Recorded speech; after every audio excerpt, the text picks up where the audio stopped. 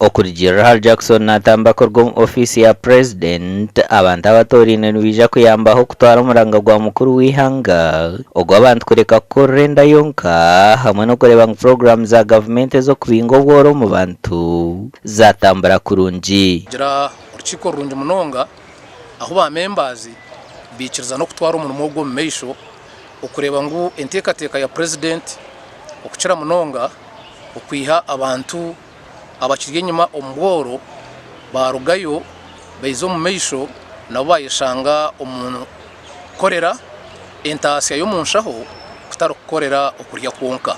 Encourage is to reach the grassroots with judges' vision for wealth creation. Kano natamba nagira ngo abantu aba nabo kuyambaho kusya amakuru gentunguka aha muntu wa buriijo. Twaba basharamu okureba ngo bakozesa emihanda mingi yona erukubasika okutwara amakuru gentunguka omeisho nko kwezonusa za radios kureba ngo bazaho bagambira abantu ba buriijo omundu imyezi rukwetegerezibwa baza aha za TV ezyo mbyanga byabo bagambira abantu omuramwa gwa gavumenti n'ebigenderwa bya President Museveni. Abatori nuko rwombyanga bishatu baraganise kwikirizo ubujunanizwa bwabo.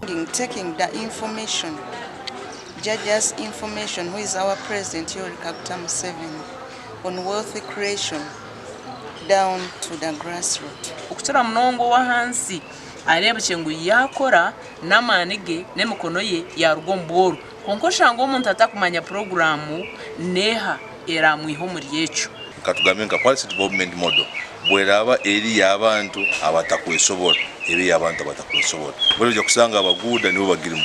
Kano natamba ihirira yaho cyo kureberaho cha policy development model kandi asimire encourage eriyo ne yambo kurwanisa ubworo mwihanga gasha kwa Daniel Bingana.